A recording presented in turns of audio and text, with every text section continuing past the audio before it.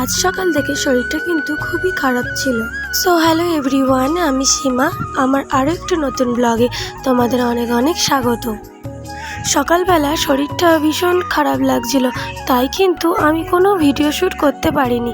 তাই সন্ধ্যে থেকে রাত পর্যন্ত কি করব সেটাই কিন্তু তোমাদের সাথে আমি আজ শেয়ার করব। এখন বাজে ঘড়িতে সন্ধ্যে 7টার মতো, আর আমি কিন্তু রাতের খাবার বানাতে চলে এলাম। আর আজ করব কিন্তু আমি পরোটা। তাই কিন্তু এইদিকে ময়দাটা মেখে নিয়ে সাইড করে রেখে দিলাম। আর এইদিকে দেখো, আমার মেয়ে কিন্তু ম্যাগি খাওয়ার জন্য বায়না করছে, তাই কিন্তু ওকে আমি সন্ধেবেলা ম্যাগিটা বানিয়ে দিচ্ছি। আর বাচ্চা মানুষ তো বায়না করছে, যদি বলি ওকে ম্যাগি খেতে হবে না তাহলে কিন্তু ওর মনটা ভেঙে যাবে। তাই কিন্তু ওকে আমি ম্যাগি বানিয়ে দিলাম। আর বলতে বলতেই ম্যাগিটা কিন্তু হয়ে গেল। চলো এবার মেয়েকে ম্যাগিটা দিয়ে আসা যাক।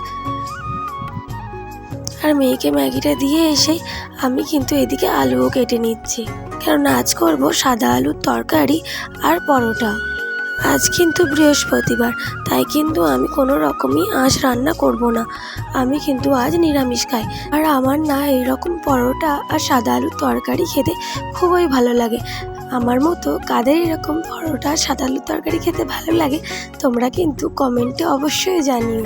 আর আমি না রোজ ভাবি তোমাদের সাথে কি ভিডিও শেয়ার করব। রোজই তো একই ভিডিও, তো আমি কি ভিডিও দেবো সেটাই বুঝে উঠতে পারি না। আমরা তো আর বাইরে কাজ করি না, তাই বাড়িতে যেটুকানি করি সেটুকানি কিন্তু তোমাদের সাথে শেয়ার করি।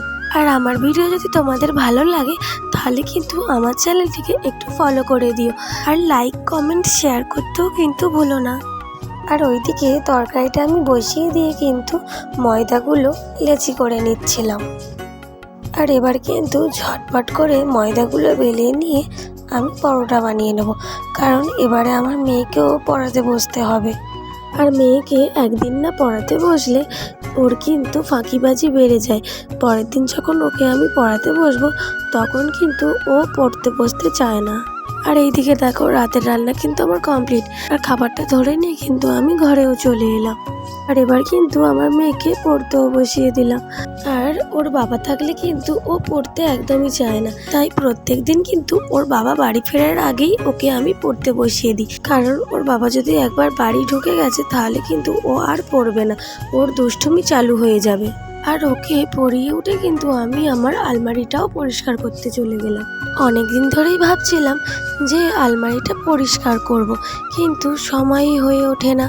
সকালবেলা সারাদিনের কাজকর্ম করতে করতেই সময় চলে যায়, তাই এই দিকের এইগুলো পরিষ্কারও করা হয় না। আর আজ কিন্তু সন্ধেবেলা ভাবলাম একটু এইগুলো পরিষ্কার করে নিই। আর এই আলমারিটার কিন্তু সব কাঁচগুলো ভেঙে গিয়েছে, কারণ আমার মেয়ে ছোটোবেলায় যেটাই হাতের সামনে পেত সেটা দিয়েই কিন্তু কাঁচে মেরে মেরে কাঁচগুলো ভেঙে দিয়েছে। আর অনেক দিন আলমারিটা পরিষ্কার না করায় অনেকটাই ময়লা জমে গিয়েছিল, তাই এগুলো পরিষ্কার করতে কিন্তু একটু সময় লেগে যাচ্ছিল। আর সব কিছু পরিষ্কার পরিচ্ছন্ন থাকলে কিন্তু দেখতেও ভালো লাগে। তো ফাইনালি আলমারিটা কিন্তু আমার পরিষ্কার করাও হয়ে গিয়েছে।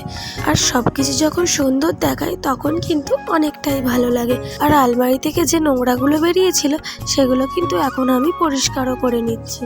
সব পরিষ্কার করে নিয়ে কিন্তু এবার আমরা রাতের ডিনারটাও করে নেব। আর তারপরে কিন্তু আমরা রাতের ডিনারটাও সেরে নিলাম। আর তারপরে আমি কিন্তু একটু এখানে ফ্রেশ হতে চলে এলাম।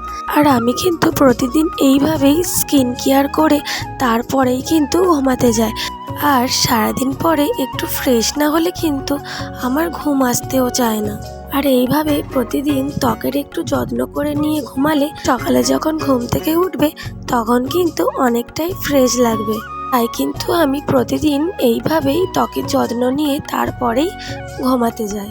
আর সকালবেলা কিন্তু মেয়ের স্কুলও আছে, তাই কিন্তু তাড়াতাড়ি ঘুমিয়েও পড়তে হবে, কারণ সকালে উঠে আমাকে রান্নাও করতে হবে। আর আজকের ভিডিওটা এতটুকুই দিলাম। দেখা হবে আবার অন্য কোনো ভিডিওতে। টাটা সবাইকে, গুড নাইট।